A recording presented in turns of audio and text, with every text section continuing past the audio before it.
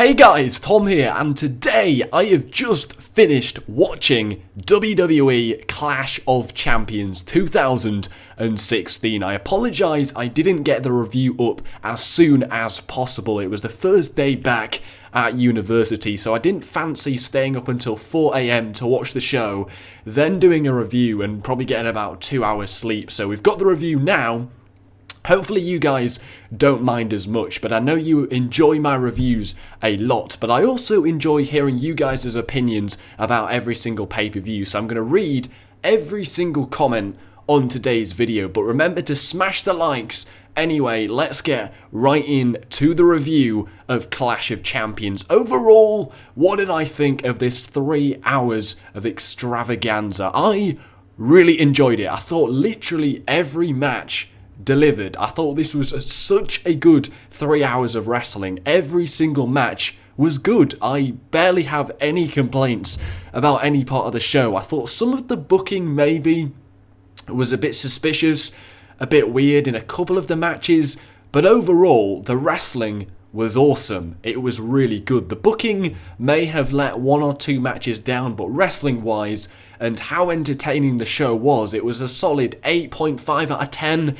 It really was that good, and since the draft, the WWE as a whole has been really good, and this pay-per-view once again proved how good wrestling is right now in the WWE. This was once again a great show. I really enjoyed Backlash, really enjoyed Clash of Champions. The draft, turns out, has actually been really positive for the WWE. Now, Monday Night Raw in its last few weeks hasn't been that great. Clearly, SmackDown Live has been beating Monday Night Raw, but this show was fucking awesome. This was so much better than any Monday Night Raw we've had recently, and so much better than I thought it was going to be. This was really good. So anyway, let's talk about all the matches. The New Day defeating the Club, and this was actually the first match I'm gonna have a slight problem with. Overall, I thought it was a really good wrestling match, very entertaining. It was a little bit short. I would have liked to seen it go for maybe another 5 more minutes, because I definitely think it had it in it. Sadly, this match has kind of been done a little bit too much. We saw it at SummerSlam.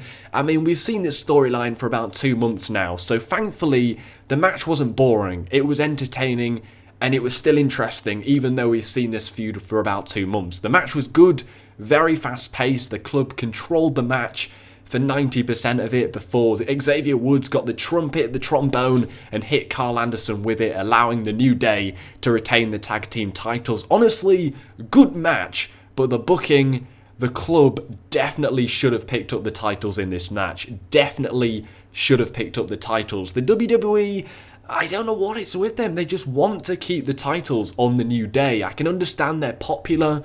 People really like them. People buy into the New Day gimmick. The merchandise they're selling is probably a hell of a lot. But there's going to come a time where you've got to change things up a little bit in the tag team division. The Club, this feud has been going on for a while now. You would have thought that that would have suggested a title change, considering it's been going on for 2 months.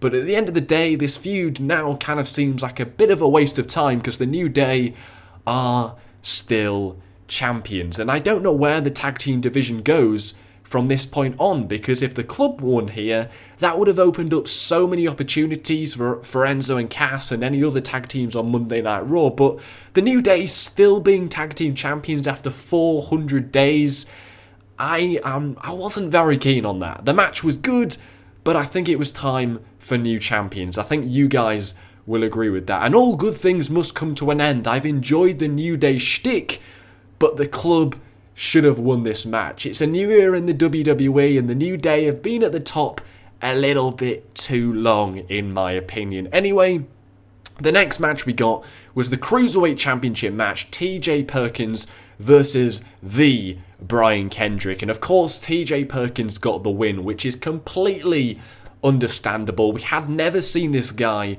on Monday Night Raw up until this point at Clash of Champions, so it made no sense for him to lose this match. He hasn't even started establishing his character.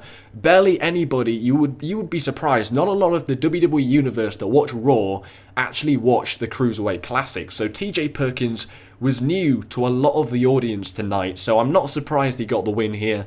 That makes complete sense. There was no way he was losing his first match due to the fact he was the champion as well. So TJ Perkins gets the win over the Brian Kendrick. I thought this match was okay. I was maybe expecting something a little bit more interesting, a little bit more high-flying. I thought the match on Raw, the Fatal 4-Way match where Brian Kendrick won, was a lot more entertaining than this match. It was still solid, but I was maybe expecting a little bit more from it. It was a little bit messy. There was a few mistakes in there from TJ and Brian Kendrick. But overall, I'm really looking forward to what the Cruiserweights can bring to Monday Night Raw. It wasn't the greatest Cruiserweight match we will see, but still a pretty solid match. And obviously, the right guy won in TJ Perkins. The next match we got was pretty good as well. Another really good match between Cesaro against Sheamus, but sadly, it ended in no contest. Now, did anybody else cringe when Cesaro did that dive onto the outside and his head like freaking bent? Oh my god, I thought he'd broken his neck. How he didn't break his neck, I have no idea. But once again, somehow, Cesaro and Sheamus put on another fucking awesome match. I mean, we've had 7 matches now in this best of 7 series, and literally every single one felt different, but was also entertaining. Like, every single one. It brought the best out of Sheamus. We knew how good Cesaro was, but both guys have really excelled in this best of 7 series. I've been really impressed with Sheamus. Also, I already was pretty impressed with Cesaro, but Sheamus has been very good as the heel in this best of 7 series. How he worked on Cesaro. If he hurt his back in the previous match, Sheamus would work on Cesaro's back in the next match, or if it was his knee, Sheamus would work on the knee in that match. I think Sheamus has been really good in this best of 7 series. We obviously know how good Cesaro is, but I think Sheamus has come out of his shell a little bit.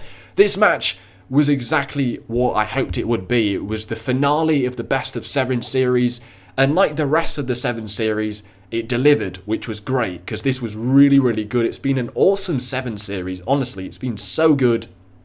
And this was exactly like the other 7 matches. Fast-paced, awesome, and felt different. Somehow it felt different to the other matches they've had.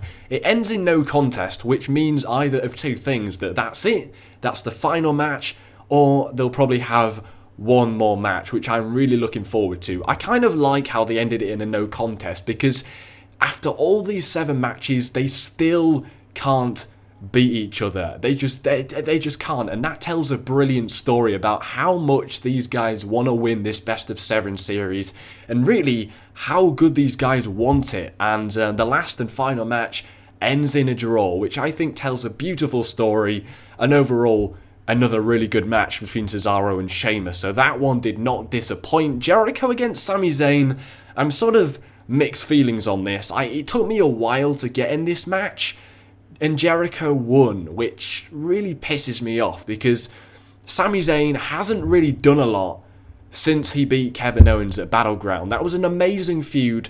Sami Zayn beat Kevin Owens, which was fantastic, and he hasn't really done anything since. He's taken a few losses as well, and now he's taken a big loss to Chris Jericho on a pay-per-view. Now, the match itself was pretty decent. It was a solid match, but I've got a sour taste in my mouth because Jericho beat Zayn. And the thing is, Chris Jericho comes back to put over talent like Sami Zayn. Being a fellow Canadian, you would have thought Chris Jericho would have been wanting to put over Sami Zayn here. And the thing is, Chris Jericho, I said this in my prediction video, he moans all the time. His gimmick is that he moans.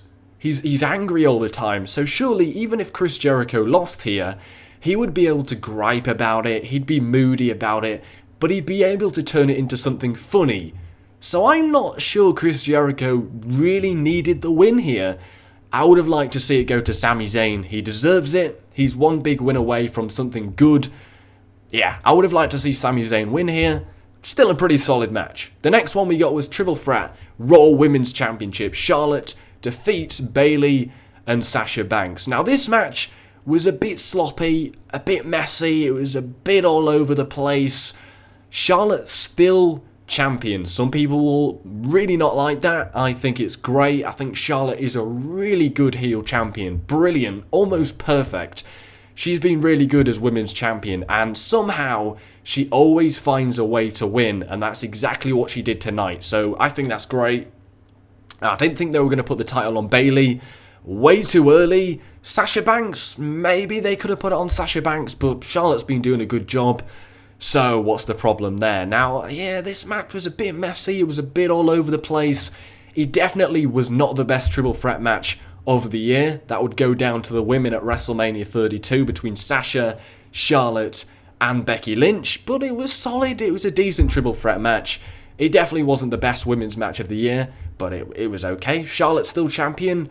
I don't have many problems with that, to be honest. The next match we've got is the United States Championship match. Roman Reigns defeats Rusev, which was actually the shocker of the night, to be honest. I didn't think they were going to put the title on Roman Reigns, but actually, I'm pretty positive about it. I think most of the fans watching my video today would agree that Roman Reigns has really improved in the last few months in a very short amount of time, but we can sort of agree that he's not really main event material. But putting the United States Championship on him, I'm fine with.